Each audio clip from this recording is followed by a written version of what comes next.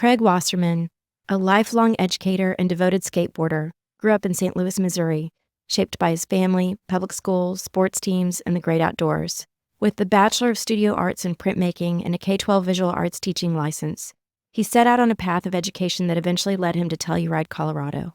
But it was skateboarding that taught him life's deepest lessons: patience, perseverance, humility, and the grit to keep going after every fall.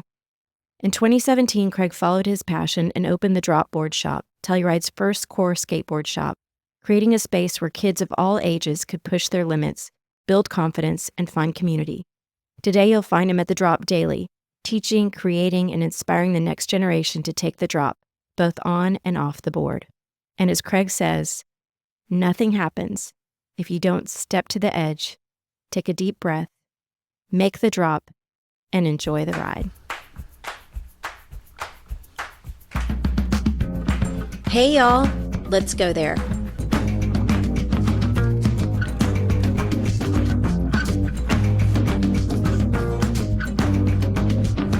Craig Wasserman, welcome. Thank you. It's been a while. Yes, it has. It's great to be here. Yeah. So to give our audience context, we met when we were spending time in Telluride as the kids were growing up. And my daughter, Amelia, and Quentin, my son, were big fans of your skate camp. And Amelia in particular was quite the skater girl and really, grabbed hold of it. And I observed something really special while there. And I've often said I wanted to come back to you to have this conversation, so I'm excited that we're finally having it. But I observed after 25 years in tech and watching people build teams and watching people try to solve for inclusion and diversity and diversity of function and trying to get people to work together of all different backgrounds, and just not getting it right, to be honest. I observed that what you do out on that skate park is really special. When there's a 3-year-old girl in a tutu alongside, a 40-year-old man, alongside a, soon-to-be Olympian, alongside a bunch of teenage boys, and everybody is part of that community, you've done something right, Craig. So congratulations, and I'm excited to have you on. Thank you. I love being here, and I love that context, and I love that's how we met. That gives you a great lens to see me through. I hope I can uphold that. Yeah. So I want to hear, how was the skate park born in Telluride? How did it come about? How did you start doing skate camp? I ended up in Telluride as a school teacher, and that was the late 90s, straight out of college. And so I had this immediate connection with kids and families here in our small town in the mountains. And I've always been a skateboarder. And so in my time not teaching kids, outside of school, I'd be at the skate park quite a lot. And we originally had like a small kind of wood ramp skate park in Telluride Town Park.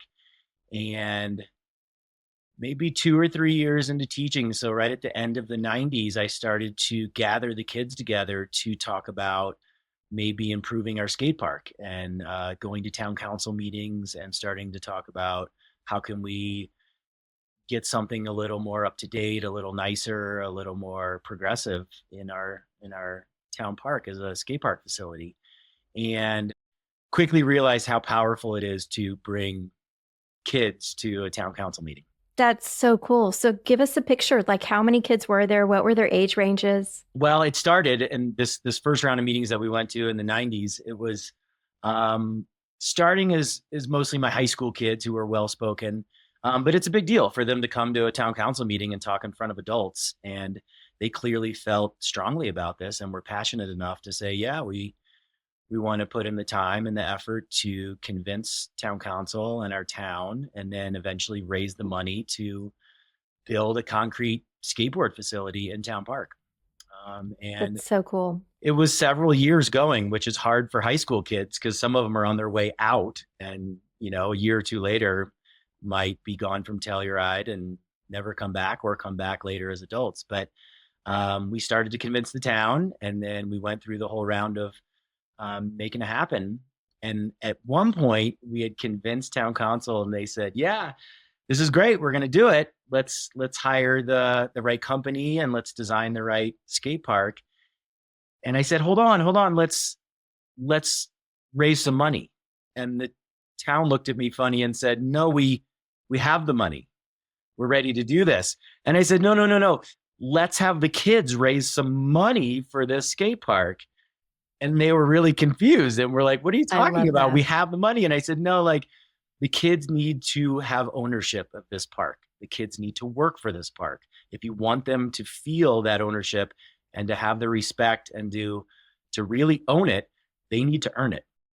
And so they kind of gave me the wink, wink and said, "Okay, let's have them earn some money." And they thought it would be a couple dollars. And we ended up putting together a couple of really good fundraising drives and earned like $30,000 with the kids, which was a lot for kids to do over a Yeah. summertime. And then we got some matching granting funds from the state of Colorado. And then it led into us having a little bit more money to play with when we built our skate park, but more importantly, to have the kids be really involved in the whole process. Yeah, that's such a powerful lesson. I mean, even in the business world, I find that so few business leaders realize that if they don't have skin in the game, it's hard to get backing, even when they're trying to get approvals or get investment from other parts of the organization or other investors. But when they have skin in the game, it's a whole different story. Yes. So it's fascinating that you did that for the kids. So what happened next? Y'all got the money together, you got some grants together, and how long was it to actually get it built? Yeah, I mean, it was a couple of years of going through the process and then going through like design forums and getting kids together and adults together and the whole community together to say, what do we really want to build? And we ended up building this beautiful skate park. So this was 2006. It was eventually built. So I was still in my late 20s, early 30s, and still wanted to see a really challenging, gnarly skate park built in Town Park, as did me and a bunch of my buddies who were in our 20s, and we're like, let's have the gnarliest skate park we can. So we built that, and a lot of families came to me right after it was built and said, "Wow, this is great. This is really cool. This is also really scary to throw my kid into this, 8-10 foot bowl. Can you teach them to do it safely?" And I said, "Yeah, of course. That's great. As soon as school's over at the end of May or beginning of June, let's do it. I'll meet you kids down at the skate park and we'll do some skate lessons, or I'll just skate with your kids and we'll learn how to skate." And that is literally the organic start of how Telluride Skate Camp, that then eventually became the Drop Board Shop, Telluride Skate Camp.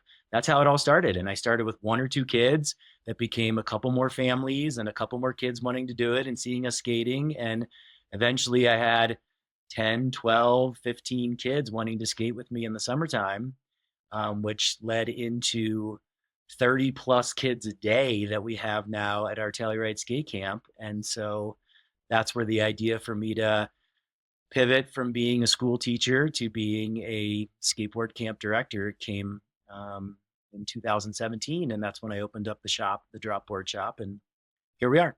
That's wild. We started to see some of that inflection point. So, if I'm not mistaken, when our kids started skate camp, it was probably 2011, maybe 2012. Yep. And we saw you all the way through actually opening your shop. So it was really kind of cool to see you grow. So tell our audience, Craig, tell us, what does skate camp look like? So, you said 30, 35 kids. What are the age ranges of these kids on a typical day? And what are these kids' backgrounds? Are they locals? Are they like we are coming in for vacation? What did you see? Yeah, I mean, one of the things we're most proud of is the diversity of the group that we have skateboarding with us. I mean, I'll get to that question in a second, but I think it's really important to understand that skateboarding really comes from this longstanding tradition of it being for everyone. And it's not this sport that is only for kids that look this way or have, this socioeconomic status, or it's only for boys, it's only for girls, it's only for people that, can do it in this manner. It's this thing that is really, really accessible. You spend $100, maybe $200 for a skateboard, or someone gives one to you, or you find one. And then it's basically free after that. And it's this sport that a lot of people don't even call a sport. It's an art form in a lot of ways too. And it's accessible for everyone, and everyone can do it in their own way. And that's the beauty of skateboarding. I mean, some of the original pioneers of skateboarding in the 70s did it in such a way that they were kind of shunned and laughed at a little bit. There's a few people you can look up. There's a guy named Rodney Mullen who had like a 8 foot by 8 foot patch of concrete outside of his house, and he started skating on that. And he started developing all these tricks, flipping his board around and landing on it, and people kind of laughed at him a little bit. And he said, "This is what I want to do. This is what I feel like I want to do when I see the piece of wood with 4 wheels. This is what calls to me." He is now considered the godfather of modern day skateboarding because he invented all these tricks that 15, 20 years later, people are looking back on and saying, "Oh my God, I can't believe you came up with these. These are what everyone aspires to be able to do today." So that's kind of the background of skateboarding, that it's accessible to everyone, it's for everyone. And so we carry that tradition very strongly at our camp. So we try to grab kids as young as we can and as early as we can.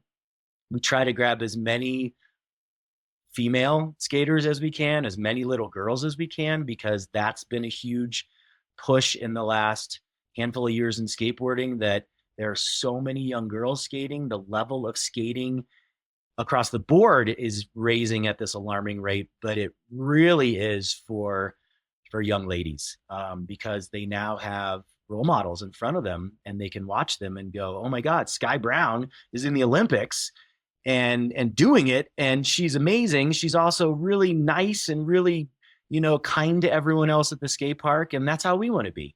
And so you see this thing happening because of the inspiration that's in front of kids these days, it being such a almost household mainstream acceptable sport that maybe when it started it wasn't. And it's amazing to see that happening. So we carry that tradition at camp. We make sure everyone feels comfortable. We make sure everyone's able to make it to skate camp. If the cost of our skate camp is too high, we ask people what they can pay. And if it's $0, we say, "Great, come to skate camp, no problem. I love that. Equipment ready for you. Come and join us, and we'll have a great time." And that's kind of what it looks like at our camp. It's probably a good 50-50 mix of visiting people to Telluride and local families, which keeps it really healthy and really fun to see local kids and visiting people interact.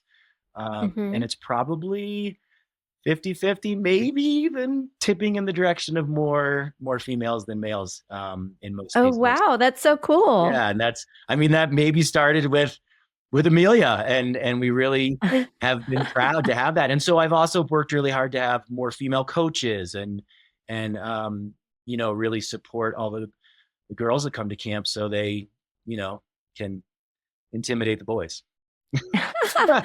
And Craig, you said you start them young, or you try and grab them as young as you can. What's the youngest age you see out there? 5 is the youngest we'll accept them at camp. I've made exceptions for some 4-year-olds who are, it's not so much if they're good enough. It's if they're able to pay attention, because there's a lot going on at a skate park. It can be dangerous. You do need to be aware of yourself and aware of your surroundings. And if I have 4-year-olds or 3-year-olds that, are picking their nose and staring at clouds in the middle of the skate park, that's dangerous. And I don't want kids to get hurt. Bumps and bruises and scrapes, fine, but I don't want anything bad to happen to anyone. So we make sure we start with kids that can focus enough to pay attention and follow traffic patterns in our park. So usually 5 years old is where that starts.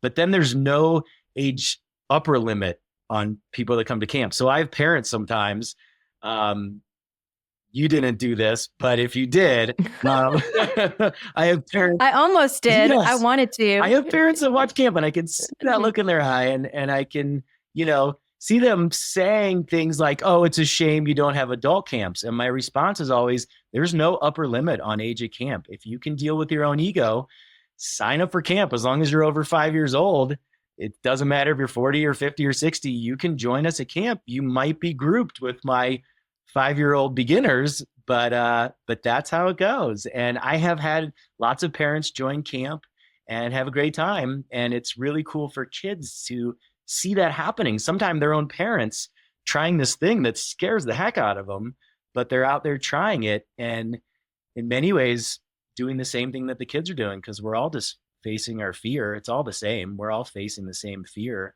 no matter how old we are. And sometimes kids are better at doing that than we are as adults, but we can all do it. Absolutely. Absolutely. There's beauty in showing your kids your imperfections and your fears.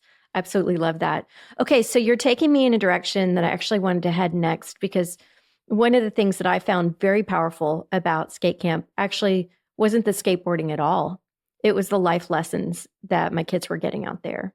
And one of the big ones was overcoming your fears. I mean, dropping into, you said 10-foot bowl, the big one? Dropping into watching a 5-year-old little girl drop into a 10-foot bowl will take your breath away. And, watching her kind of teeter over the edge, trying to figure out whether she's going to go or not. The crowd is roaring, trying to get her to go. And it is just awe-inspiring. Talk to me a little bit about how you handle fear and how you hold kids in their fear to help them overcome it. To transition from being a school teacher for a long time, for 15, almost 20 years of my first steps right out of college into teaching kids, was really something I did because I believed in it so strongly. And I believed in teaching kids art, which forces kids to take risks as well, and to make mistakes and to be okay with that. And transitioning from being a teacher to then becoming the director of this skate camp only felt okay because I know and so strongly believe in the life lessons that skateboarding itself teaches. And I've seen it over and over, and I don't take credit for this, but I very much promote it, that skateboarding is so difficult. The concrete is so hard and can be so painful, and the fear you face to actually take that leap or that step, or as we say, the drop, to take that drop, you have to face your fear and you have to learn how to deal with it. You also learn perseverance and respect and patience and focus and all these things that as a school teacher, I was kind of expected to just teach in the classroom along with the subject matter of visual art. For me, or English or history, whatever a teacher's teaching, you're also expected to teach all of these life lessons and these important skills that we know kids have to have as they grow up. And skateboarding itself just teaches these things. You cannot learn how to skateboard unless you have grit. And grit is this buzzword that was the main buzzword that was floating around the education world when I left the scene in the kind of 2000 teens. And skateboarding makes you gritty. You cannot skate unless you are willing to fall down, brush yourself off, and get back up and try it again. And I've watched kids learn these life skills over and over again through skateboarding, and it makes me believe in skateboarding as this incredible gift to the world and something that I want to help bring more people into the fold so that they can experience that themselves and learn these real lessons. And then I've watched kids take these lessons that they learn in the skate park and use them outside the skate park. I've watched kids who I've seen stand on the edge of the bowl, and I get a little emotional talking about it, but make this drop, literally make the drop and face their fear. And then I've watched that kid public speak in front of their class, and I've watched the same process happen where they have to face this fear and take that deep breath and then do it. And I've watched kids who can do it in the skate park be able to do it that much better outside the skate park. And I've just seen it happen over and over again, and it warms my heart. It makes me want to do Yeah. this even more. So It's so beautiful. And you know what? It's very true. It's very true. And one of the things that I worried about when the kids were little, because at the same time, I wanted to give them the best possible life. As parents, I think you want to shield your kids from all the pain that you experienced as a kid, and you want to give them the best possible childhood you can give them. But in the back of my mind, I was like, I'm scrappy as hell. How am I going to inoculate them with a little bit of adversity so that they get that grit, that scrappiness too? And I didn't know how I was going to do it. And I do think skate camp was a big part of that for both my kids and in particular Amelia. Oh, And love hearing yeah, that. it's true. It's true. She's tough as nails and she faces her fears all the time. And I know exactly what you're talking about, that like moment of hesitation before the drop. And when you see their eyes change and they just do it. And I've seen that look on Amelia's face outside of skateboarding. And in fact, I'll tell this story. I don't expect you to remember this story because you've had so many kids, but Amelia fractured her wrist, like a hairline fracture, out on the skate park during skate camp. And we went to the Telluride ER. And that afternoon, you called me to check on her to see if she was okay. And I was like, she's fine, but she's in a brace and she fractured it. She's going to be fine. And you're like, okay, I'll see her tomorrow. And I was like, say what? Like, I think the doctor told us, do not get back out there. Whatever you do, do not put her back out there on that skate. And sure as shit, Amelia's like marching out there the next day with her little, wrist brace. And I think it was and she was a little nervous, she was a little tentative with it. But I think the way y'all approached her gave her the courage to just get right back out there. I love that. And I hope that was okay, you being her mom. Yes. Well, clearly I let her back out there. Yeah. Okay. I mean, and it really is this amazing teacher of these skills. And I see it happen so much. And I believe in it because of that. And that's one of the beauties of skateboarding. And just to be perfectly honest, the town of Telluride is this wonderful bubble. I love being here. I love raising my kids here. It's very safe. It's also very well-to-do in this town. And many kids are coming from a very comfortable lifestyle. We can say comfortable is the best word we can have for it. But a lot of the kids that are growing up in this town don't have a lot of challenges necessarily, don't have a lot of real life hardships necessarily. And I love watching them deal with the real life hardship of skateboarding.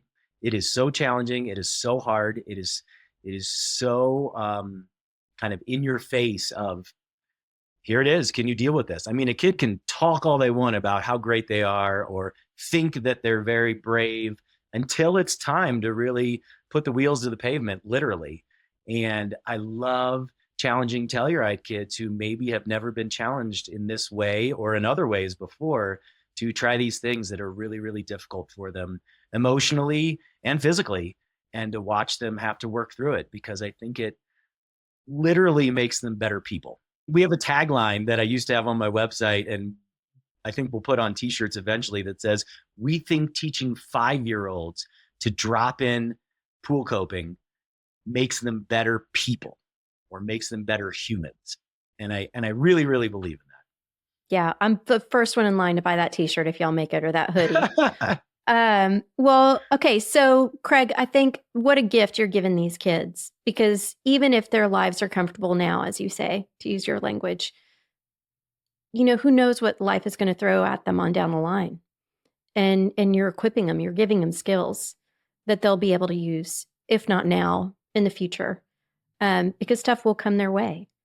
Okay, so I want to talk a little bit about the team that you build around you, because something else that's really special and that I observed when I was there, and I keep making these comparisons because I was literally watching you and thinking, man, if we had Craig as a CEO in the corporate world, we could turn around any business if this is how we approached it. And so, but one of the things I observed in you is the way you built teams and the kids and people around you that you hired to support you with the kids and to teach the kids as well. What tell us a little bit about that team and how big it is, how you brought kids in, how long you kept them. Tell us a little bit about that process. Yeah, it's really worked out similarly to the whole of the skate camp in that it's been really organic. And I think it couldn't happen any other way. The coaches that I've hired, if I think through, pretty much every coach I've hired, maybe one or two, have been skate campers. Oh, And so that's cool. all of these kids who I got to watch as my skate campers, I got to teach them how to skate. I got to watch them go through our program and learn all these things we've been talking about, including skateboarding itself. Um, I grab them when they're 15, 16, 17, starting to become maybe too old in their mind to continue being a skate camper. And I say, hey, you really seem like you like this. Do you want to start to learn how to be a coach? And they say, whoa, am I ready for that? I'm like, yeah, sure. You know the program, you know what to do. And I'll grab them and I'll bring them in and I'll start them out as coaches, in training. And they get paid to skateboard, a little bit of money, and so they can call themselves professional skateboarders now. and and it's fun because they'll sometimes I purposely throw them to the wolves at first. And I have an eye on them. I have them with kids. I have them with another coach who maybe is more of a master coach who's been doing it for a longer time.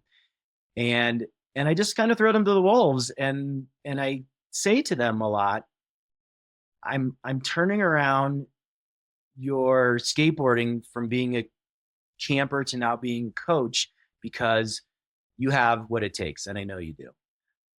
But I'm not going to tell you how to do it.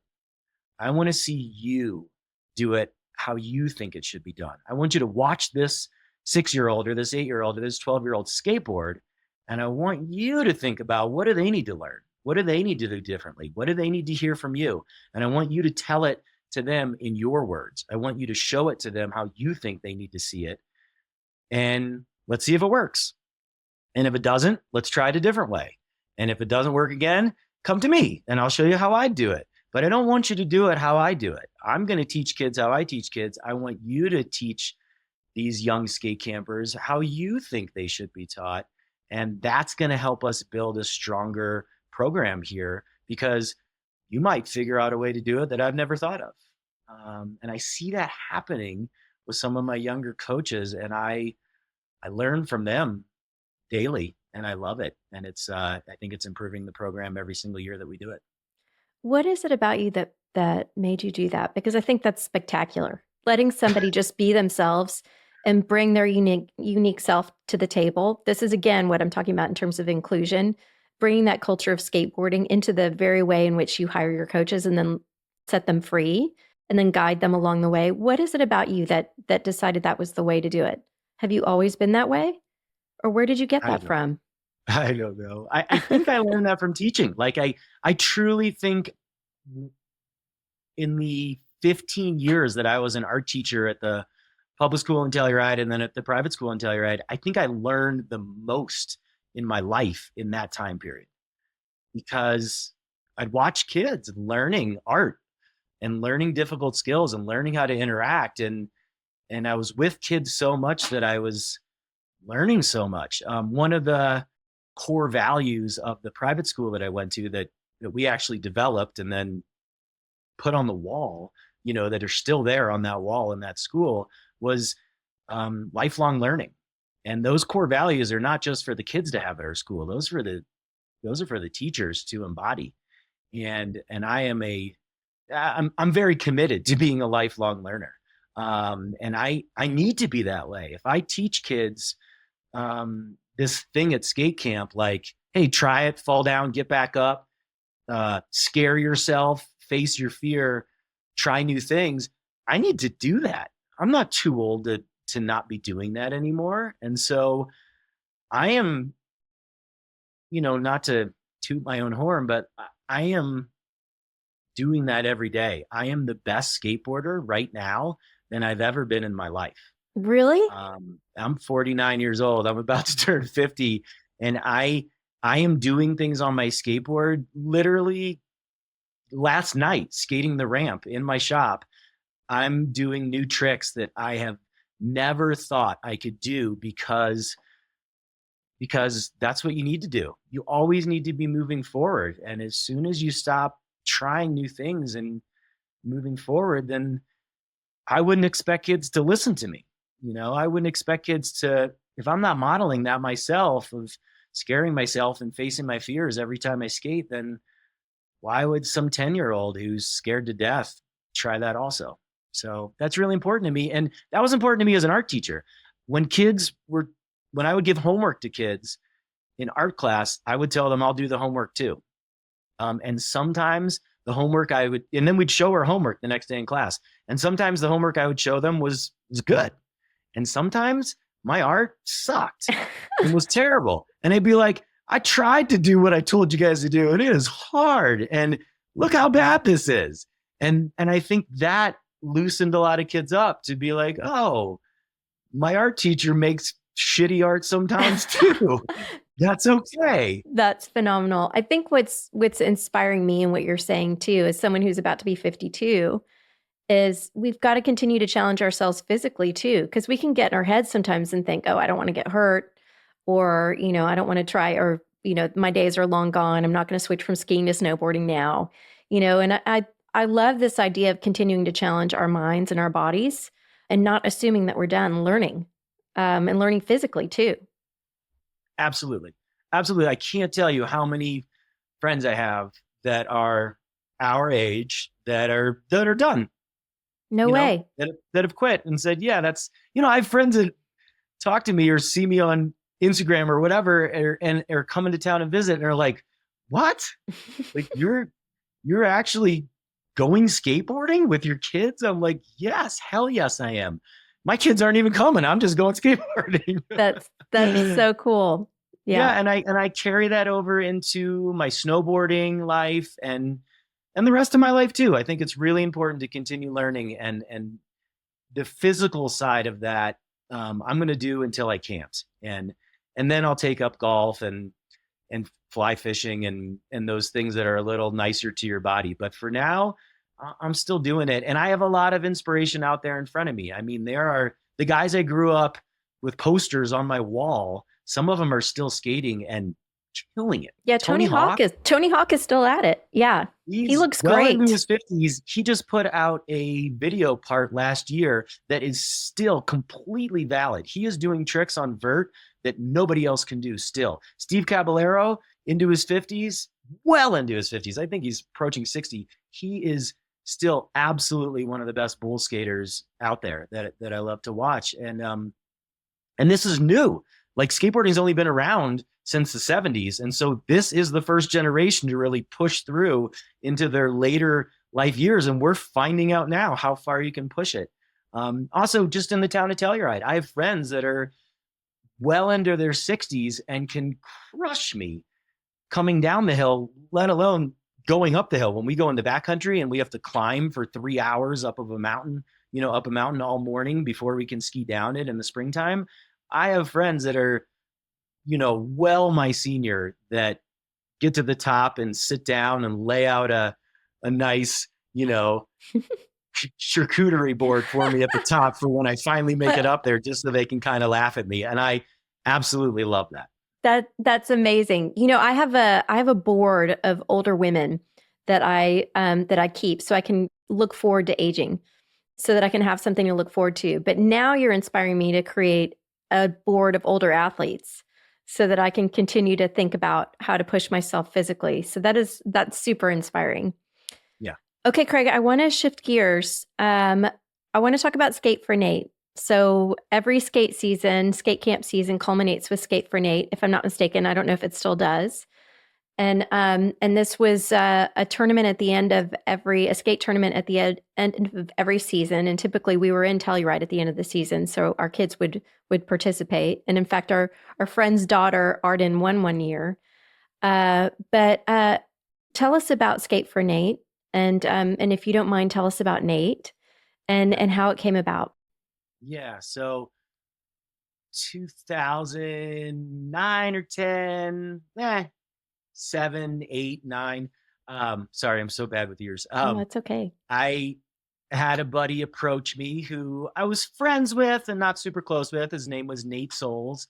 And he said, hey, I used to skate back in the day. I love working with kids. I mostly play ice hockey now, and I do some ice hockey coaching of kids. And I know you run the skate camp. I want to get my son, Ben, into the skate camp. And I said, yeah, that's easy. No problem. Let's get Ben there. And he said, I've watched what you're doing, and I'd like to help out too. Can I help you coach? And I said, like I told you before, I usually hire kids that have been through my program because they know the program, but like, yeah, let's try it out. Let's see how it goes.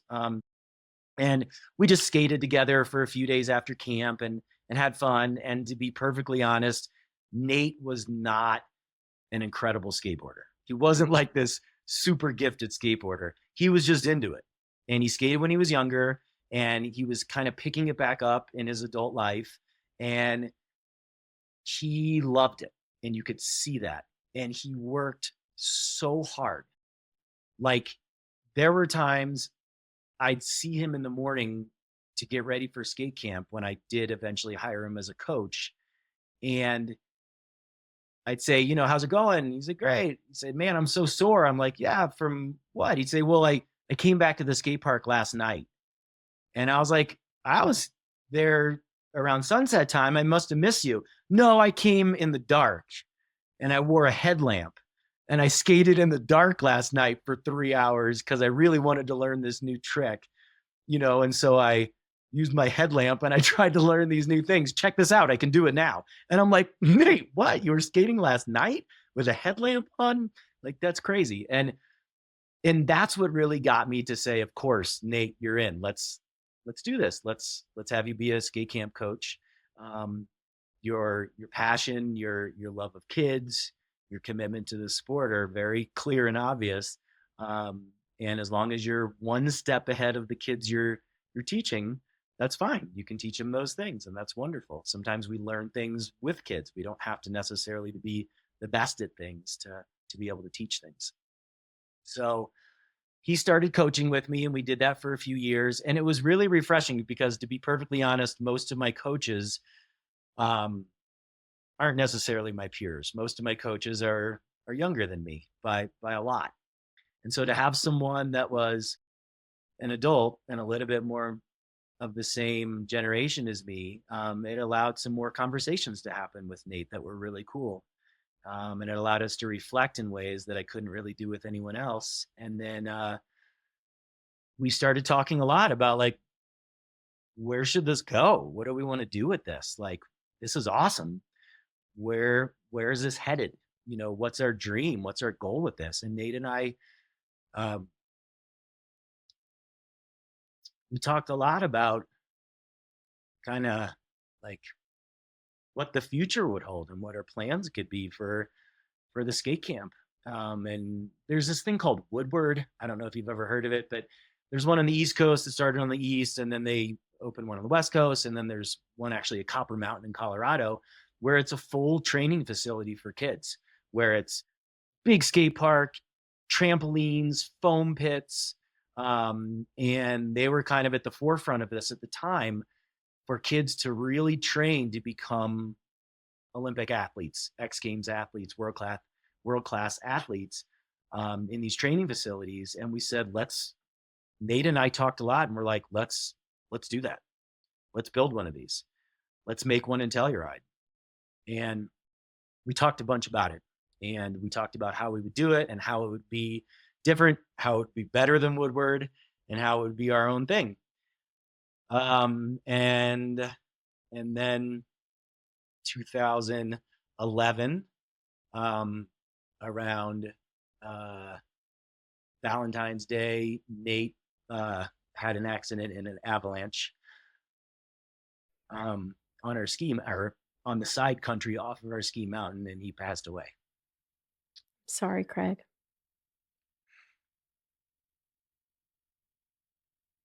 It's okay. I haven't talked about it in a while. Yeah. And that was really hard. And that's not uncommon in our town, to be honest. I've lost, unfortunately, a handful of friends. We do pretty extreme things.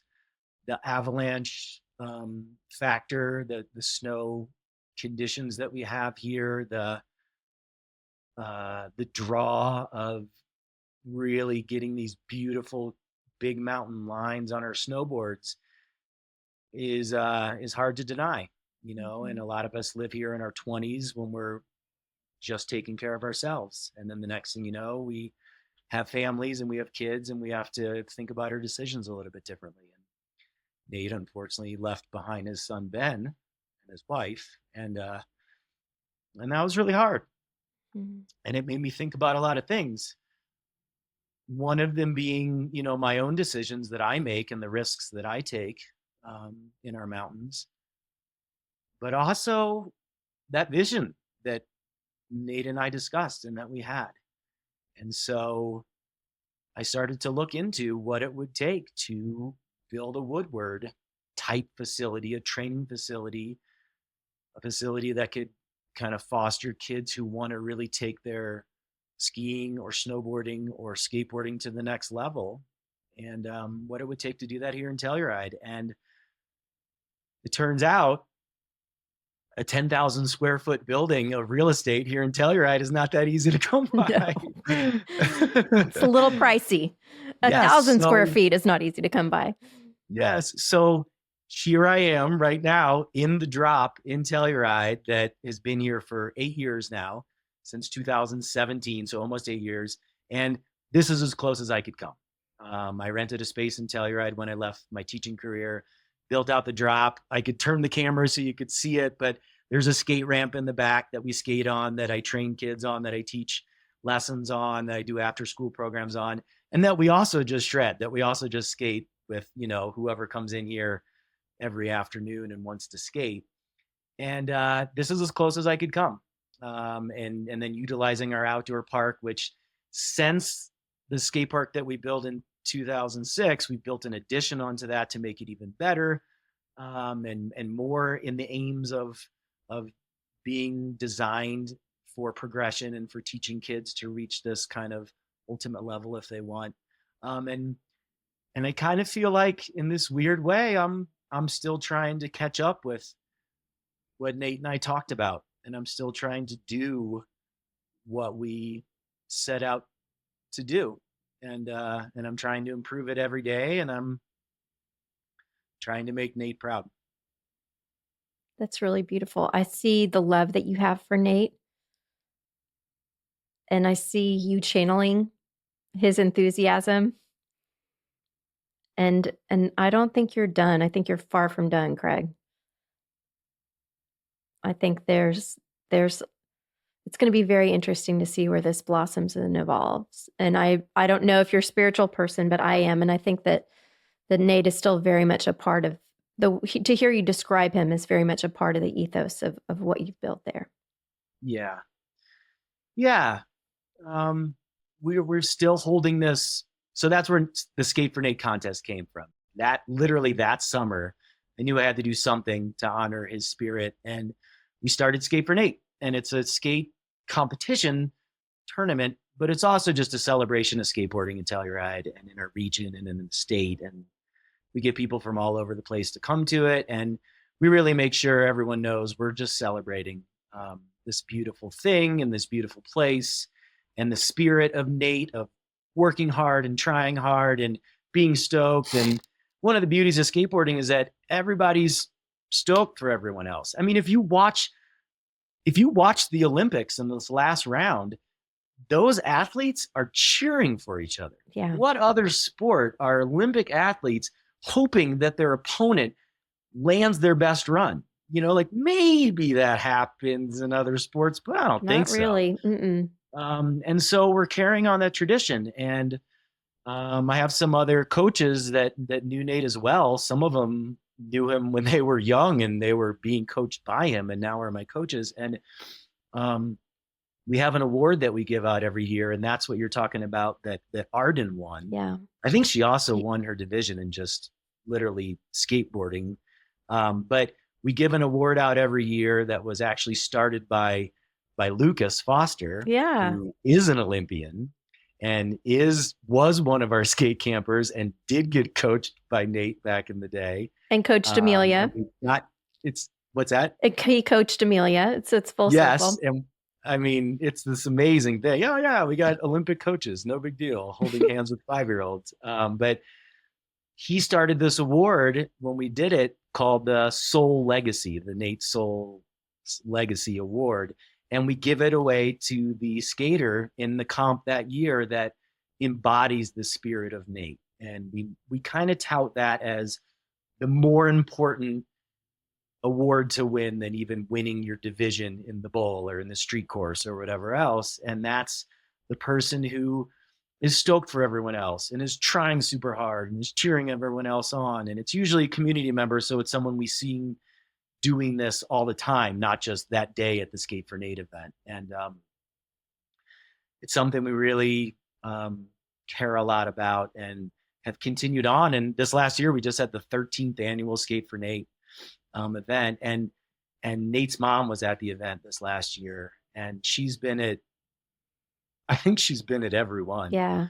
And I can't tell you how amazing that is to have her at the events, and also the pressure I feel to make it an amazing event every year because it's Nate's mom, and we're trying to make her happy and give her that that piece of Nate's spirit that still lives on here in Telluride and through skateboarding. And she tells me every year that we did good. And so I'm happy about that. Yeah. I mean, I am a mom, you're a dad. I mean, I can't imagine a better way to celebrate your child if you've lost them than Skate for Nate. I mean, it really is a celebration. And if there's any competition, it's against themselves. Trying to get themselves to do, the kids are trying to get themselves to do, or the participants are trying to get themselves to do things they haven't done in the past. But you're right. It's just such an awesome slice of life to see everybody out there and encouraging everybody and supporting everybody in it. Well done. It's really beautiful. Yeah, okay, Craig. You. So we have talked a lot about the work that you're doing now and the work that you've done with Skate Camp, but I want to actually get a view into who you were as a kid and where you grew up. This is the part of you that I actually don't know. So clearly you were an art teacher in Telluride. We've talked about this, and you came to Telluride, it sounds like, right out of school. But where did you grow up? Grew up in St. Louis, Missouri, kind of the middle of nowhere, out in the suburbs, like maybe a half an hour outside the city. And I learned a lot growing up in St. Louis because we didn't have this amazing ski mountain right here, or even this amazing skate park, or the ocean to go surfing in, or all these things that I love to do now. We didn't really have those. And so I really learned a lot about making our own fun and doing things with my friends that we just wanted to do, that kind of made things fun for ourselves. My mom and my dad raised me to make our own fun too. I mean, I remember my mom looking at me at some point when I was young, and I said something like, I'm bored, or I used the word bored. And she just like shook her head at me and was like, that's your fault. Not my problem. Yeah. She's like, boring people get bored. Like, what's your problem? Figure out something to do. And it was like, wow, okay. I guess that's some tough love coming from my usually very soft and loving mom. And my dad too. And so I learned a lot from them, and I learned a lot from my sense of place of where I grew up. And I'm happy that I had my upbringing in St. Louis, Missouri, and I'm also happy I don't live there now. Well, and you won a lottery ticket how did you get to Telluride of all places? I mean, that's a pretty lucky first gig. Yeah. I mean, we can jump to that story straight from my upbringing in St. Louis if you want. I'm kind of skipping everything in between. Let's come back to it. So let's talk about, okay, so you grew up in St. Louis. Is that where you went to school as well? Yeah, I went to school. I went to public school in St. Louis, really big public school out there, like probably 400 kids in my grade, something like that. And I was very sports minded, very aimed at playing tons of sports, and very jockey. And that's what I did for most of my younger years. And I had two sisters growing up too. That's a big part of my upbringing. Just one, having two older sisters. I learned a lot. Some of the stuff I didn't want to learn at that young age as a young boy. But I definitely learned a lot having two older sisters. And my oldest sister, Angie, is mentally disabled. And I didn't know that. She has a chromosomal disorder called trisomy 13, and her 13th chromosome didn't match. And so she was born with this and has the mental capacity of, I don't know, it's hard to compare, but like, like a 4 or 5 year old. And so watching, I mean, I took a lot of this for granted when I was growing up, and I can look back on it now and see how much it had an effect on me, and is a huge part of who I am. But watching my retarded sister Angie be raised by my parents like they did, in such a way that they just included her in everything all the time, I think plays a big role in kind of how I view the world, and who I am. I mean, when someone has a mental disability, at least then in like the 80s, they rated them on these scales of social, um, physical, so like motor skills, social skills, and IQ. And Angie's IQ is very, very low. Still is today. She's 6 years older than me, so she's 56 years old right now, and she still has very, very low IQ. That's never going to really change. She can talk just fine. She can dial a phone. She can't do math. She can't spell things very well. She can spell her own name real well.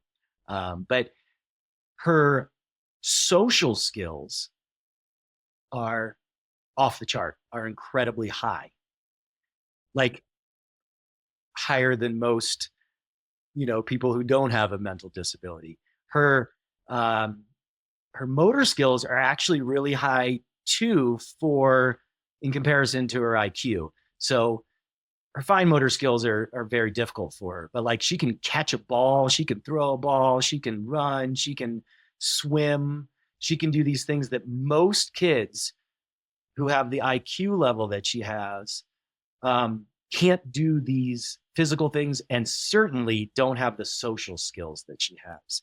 And that I attribute completely to how my parents raised her.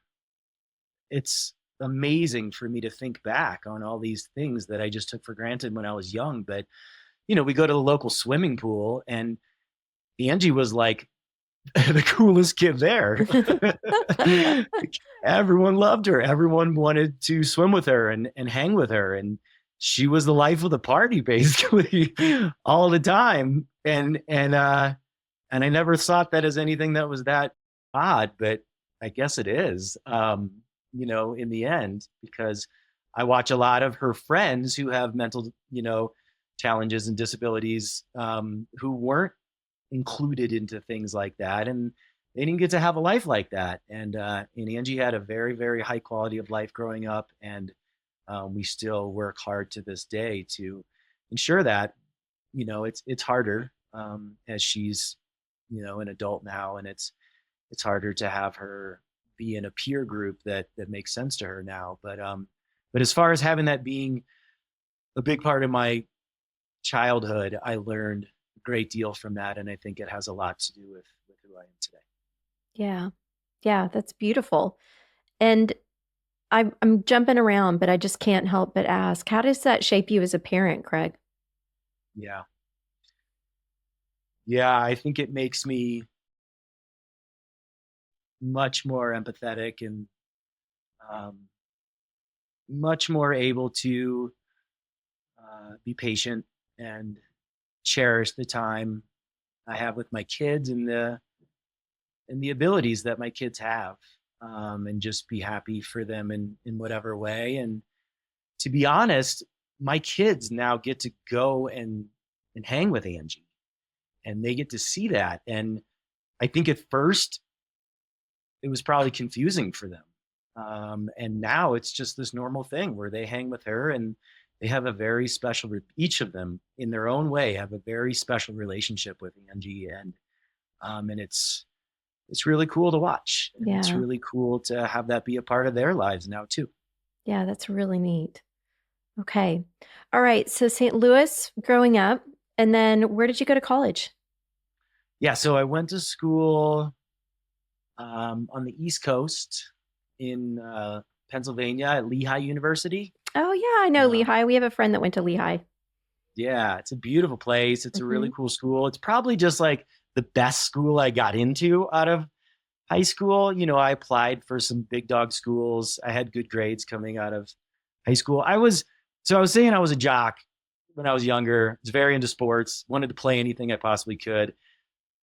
And then, you know, uh, academics were um, pretty casual for me, like pretty easy. I got into a lot of like honors courses and things in high school, and so the sports and the academics were just kind of easy stuff. And then my sister, maybe around my other sister Lisa, who's our middle sister, maybe when I started high school, she fed me a couple of Grateful Dead albums and some other alternative ways of kind of being other than just being a sports addict like I was.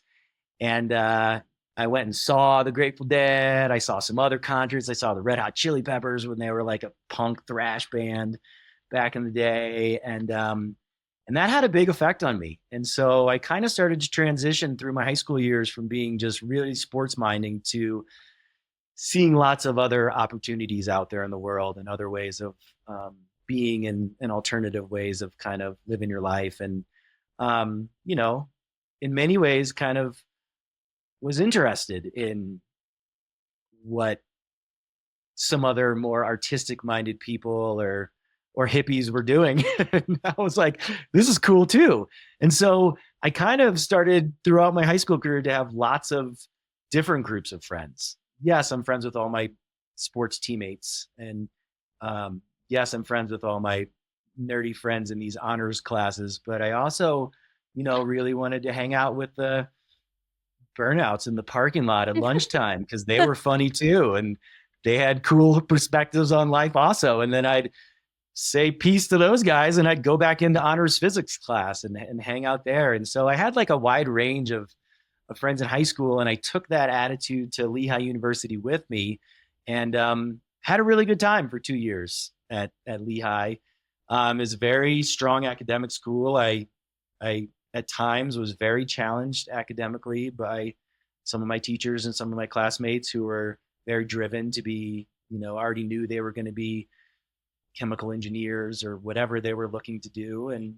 And I started to veer in a direction of the art classes I was taking and was like really connecting with the head of the art department and had some really amazing art classes and started to think, I think this is what I want to do. I think I want to be an artist. And my parents were like, And was that out of and nowhere? Had you done art as a kid? I'd done art. I was really into it. I was never really that good at it, but I was always interested in it. Uh-huh. I had some cool art teachers through high school and whatever else. And actually had one teacher in sixth grade that really affected me, still affects me to this day, who was all about like follow your passions. Like, please don't just do what you think you're supposed to do because that's the Mm. track you're on. Like, follow your passions. And that guy's in my head. His name is Mr. Cerruti, Tim Cerruti. And Shout out to Mr. Cerruti. Well yeah, done. shout out to Mr. Cerruti. Well, and to be very honest, he's probably the reason that I did end up a teacher for a long time. And when I started to fall in the direction of really liking these art classes and considering being an art major, two things happened. One, my parents said, "What the hell are you talking about?"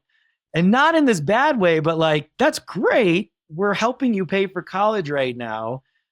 What are you going to do with an art degree? Like, we're not paying for life after that. Like, what is your plan? And I said, I don't know, but I'll figure it out. And they were like, okay. And then the other thing that happened is the head of the art department grabbed me, pulled me into her office, and she said, are you really into this? And I said, yeah, I am. I think I want to pursue art. I think I want to major in art. And she said, what do you want to do with that? And I said, I don't know, maybe an art teaching degree, maybe, just a studio art degree. I'm not sure. she said, well, although I'd love to have you here because I love having you as my student and I'd love to continue seeing your progression. She's like, if you really want to major in art, she kind of like did one of these, kind of closed the door, and she was like, you should get the hell out of here. Oh, wow. I was like, what? And she's like, you should go to a better art school. Like, you should go to a school that will help you really focus on art or art education and get you what you want. And I was like, all right. Damn, Awesome. good on her. Yeah, thank you for telling me that. And that was it. I finished my second year at Lehigh University and I transferred to Colorado State University. Partly because I wanted to be out west and I wanted to be in Colorado and I knew that, but also partly because they had a very strong art department at the time. I think they still do, but very strong printmaking department and really strong art education program. And so I went to Colorado State. I got my studio art printmaking undergraduate degree. I got my K through 12 teacher's license. And then I went on to do my student teaching down south of Durango on the Southern Ute Indian Reservation in a town called Ignacio. Oh, wow. And I wanted to do that. I found out that you could do your student teaching anywhere as long as you could get a professor from a college to come and do your observations and kind of be your mentor through it. And so I got someone from Fort Lewis College to be my mentor. And I wanted to go on the Southern Ute Reservation because I wanted to make up for all the white man's wrongdoings. That's however ridiculous that sounds. That's not ridiculous at all. That really resonates with me. It is. My father growing up was very into making sure I understood the history of the Native Americans in our country and the history of white people in our country and kind of what we've done to live here, to take over our country. And it's a pretty messy story. And it still is pretty messy. And so I read a lot of books throughout high school and through college that led me in the direction of wanting to try to do something to help out that situation in my own way. And so, coming out of college, I had a big red beard like I do now and big red dreadlocks. And I thought I'll go do my student teaching on the Southern Ute Reservation and make up for all the white man's wrongdoings. And I went down to the res and started my student teaching, and I got my ass kicked. Wow. Okay, so what happened? I could see this was where you were taking us. What happened? These kids did not like me. Some of them didn't like me just because I am white and the history that brings with it. And some of these kids did not like me because I had big, gross red dreadlocks. And the first day at school, I taught art class. And then at lunchtime, I walked in the cafeteria and literally like the record scratches and stops. And I walk right over to like the cool girls table. And I sit right down with all like what was clearly like all the like super rad Native American, really popular girls. And I sat down with them and they were like, what are you doing? Why are you sitting here? Get away from us. And I was like, what's the problem? I just want to sit here and talk with you guys. I just taught some of you in art class. That was cool. Like, why can't I sit here with you? And they're like, your hair is gross. And I was like, well, let me be honest with you. I think your hair is gross. Like, what did you put in your hair to make it do that thing and like stand up like that? And they're like, I sprayed it with this and I put this in it and I did this. And I'm like, I think all those chemicals you're spraying in your hair are gross. That can't be good for you. And they start laughing a little bit. And then they're like, what do you spray in your hair? I'm like, nothing. They're like, do you wash it? I'm like, yeah, I just don't comb it. And they're like, that's kind of gross too. I'm like, all right, well, we both think each other's hair are gross. Can I sit here and eat lunch with you guys? And they're like, yeah, that's cool. And I ended up over a semester becoming very close with some of these native kids, and getting to teach them art, and trying to have an effect on their lives in that time that I had with them. And maybe I did, maybe I didn't. Some of the kids still didn't like me. Some of the kids I did not have an effect on, for sure. The res was pretty rough. There's a lot of alcoholism. There's a lot of animosity towards cultures outside of their own, and for good reason in a lot of ways. And there's a casino down there that messes with the economy quite a bit, and it was tough. And I learned a lot of lessons, and I had my first real teaching experiences, and then straight from there, I had a friend call me from Telluride and say, I think I just read in the paper that the art teacher who's been here forever is leaving. I think you should come apply for this job. And I drove to Telluride, which is only, an hour and a half, 2 hours away from where I was, south of Durango, like that weekend. and, Jumped on and it. yeah, jumped on it, had an interview, and the interview went super well. And they took a chance on me, and they hired me as a 23-year-old straight out of college to start teaching art at the Telluride Public Middle School, High School. And I taught there for 3 years. And then at the beginning of your fourth year, the way they had it set up at the public school, if they reoffer you your contract for your fourth year, they offer you tenure. Mm. And so I was 26, almost 27 years old, and they were basically offering me job security. They were offering me tenure, and that freaked me out. And so I quit my job. No way. Instead of going into my fourth year, I said, you know what? Thank you so much. This has been a wonderful experience. I quit. Did you have anything lined up? No. But I just knew that, like, as a 23 or as a 26-year-old, I did not want job security. That felt weird to me. And so I quit my job, and I started traveling south, and I went down into Baja, California, and then into like the southern tip, which is considered Mexico, with some buddies, camping and surfing and working on my Spanish and working on my own artwork. And then said goodbye to my friends when they turned around to drive north, and I got on a boat and traveled to mainland Mexico from there. So there's a boat that goes from the southern tip of Baja to mainland Mexico, I think Mazatlan. Got off the boat there and was with me and my backpack and my surfboard, and was like, well, here we go. and took like a whole year and basically traveled from there to Panama overland, kind of hitchhiking and busing it and meeting people, and working on my Spanish and working on my surfing and understanding trying to understand the cultures I was traveling through, and making art a lot. I made some money while I was traveling, like doing murals for people, and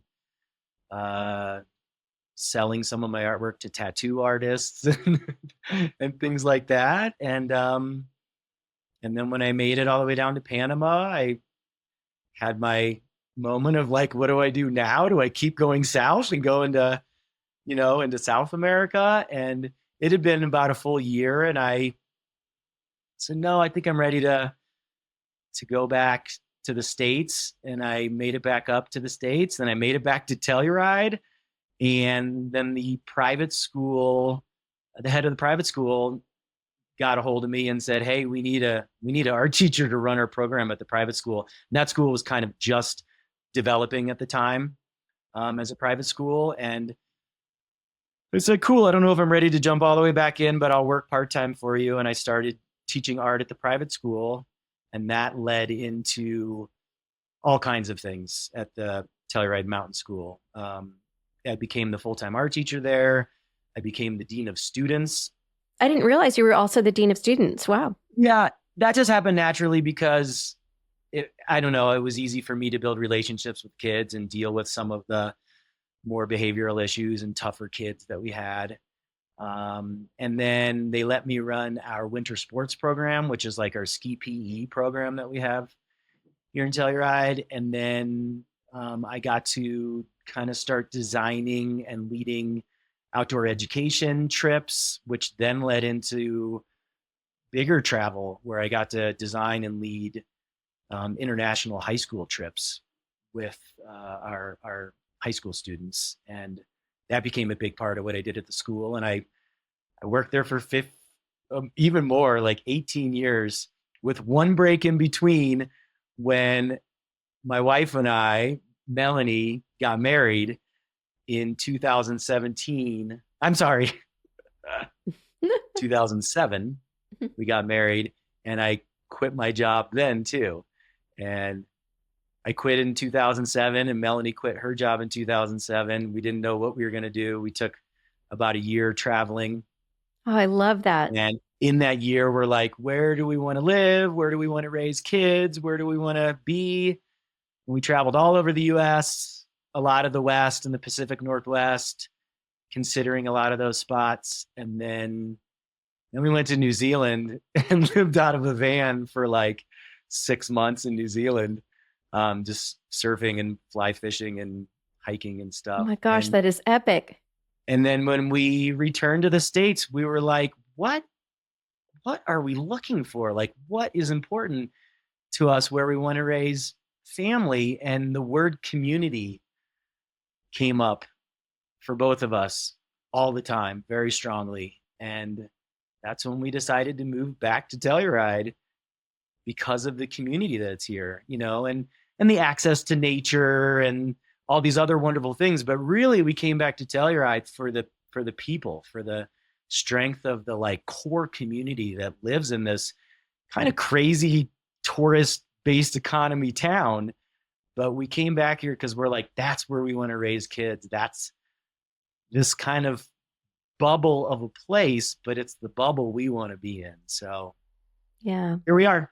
Well, Telluride is one of my happy places, and I would say that you are definitely a contributor to the fabric of that community. So it's really cool to hear that that's what you and your wife decided to live in Telluride for, but that's ultimately what you create, Craig, and everything that you do with your shop, with the skateboarding camp, with the way you even just talk about your relationships. I want to close this out with something. I had a thought while you were talking earlier. And, I think your gift in life is inclusion. I know I've said it multiple times on this podcast, but you have a way of making people feel included, of pulling people in, whether it was starting the skate park by pulling in the kids from the community or helping people feel connected in the community, or even going back to your sister early days and watching her be included in every aspect of your lives.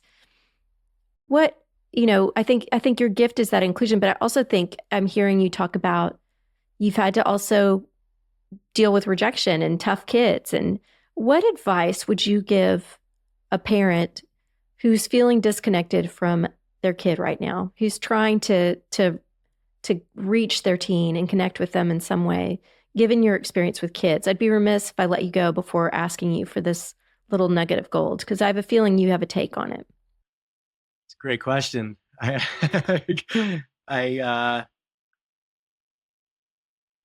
have my own kids that I try to connect with daily myself, and nothing is more important to me than that. And I don't know. I think I found the most success with my own kids as well as with other people's kids by letting them be who they are, letting them find their own ways of doing things and their own path, and not trying to push our views on them so much. Or even if we subtly, hope or just want for our kids to be this or be that, if it's more than just wanting happiness for our kids, genuine happiness for them to have for themselves, then we're projecting ourselves on them. And we've all learned a lot, and we want to give that to our kids or to other, youth who need something. And nobody wants to be told what to do, especially teenagers. as I'm as I'm learning with my own. And you have to let them find their path on their own, not just find what it is, but find their way to it on their own. And the more we can just be there to support them and to let them feel that support so that they have the confidence to try things and maybe fail and maybe make mistakes and maybe stumble their way to it, the more they're going to get there and the more they're going to appreciate that we gave them space to get there on their own. Um, and I think we do that a lot. I mean, our culture is so clear in saying, this is how you're supposed to be. This is what you're supposed to do. You know, you're supposed to go to college and then you're supposed to get a job and then you're supposed to make money. And this is what success is. Success means money in a lot of ways in our culture. And I think some people eventually come around when they've gotten that success of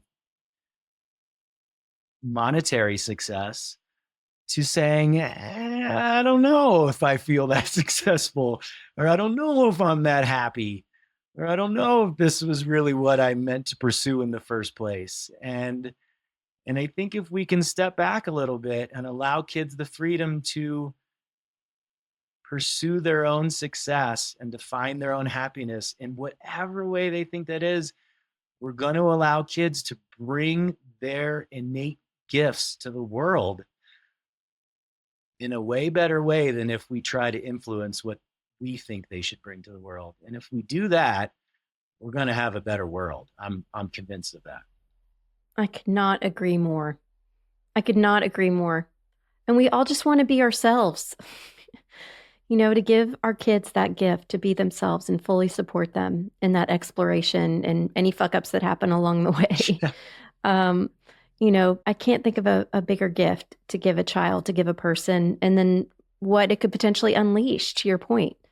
You know, you wouldn't be who you are and you wouldn't be giving to the community in the way in which you are if you didn't take a different path, if you weren't willing to take that chance. And you're such a critical part of the community and you've changed so many lives and continue to. I can't imagine if you ended up taking like a more traditional path, Craig. It would have been heartbreaking. Thank God you didn't. Well, Craig, I'm grateful that you gave me so much of your time today and that you agreed to do this after so many years. It's so nice to see your face. You're definitely making me itch for a trip to Telluride. And let us know, how can people learn more about your skate camp and how can they learn more about your shop in Telluride? Yeah. Oh, well, thanks for asking that. Yeah, I mean, it's called the Dropboard Shop and Print Lab because we do all of our own artwork out of the shop. And as I say we, I mean me. So come and find us if you're ever in Telluride. It's a little bit hidden. It's down some stairs in a basement below a taco shop on Oak Street. But come and find the drop. Ask anyone around town where the drop is and drop on down and come and see us. And we have a website that's thedropboardshop.com. We have an Instagram that's the Dropboard Shop. Follow us. Check out the website because that's also how you can get more information and get your kids signed up or yourself signed up to join skate camp or to get involved in the shop in any way. We run that skate camp every summer. And we hope that people continue to come and continue to get their kids involved in skateboarding because I think skateboarding is a really wonderful path to becoming great human beings. And so if you want to get involved, get in touch with me, DM me directly, get in touch with me through the website or whatever else. But I'm happy to have inspiring conversations with anyone that's excited about life and share my excitement as well. That's awesome, Craig. Thank you so much again. And I hope to see you in 3D soon. I hope so too. Thank you so much, Carla. This has been wonderful. Oh, it's my pleasure. Thank y'all for listening today. If you're so inclined, please follow, subscribe, download, share, all of the things so that we can keep going. We appreciate your support so much. If you're interested in learning more, go to thecoeffect.co.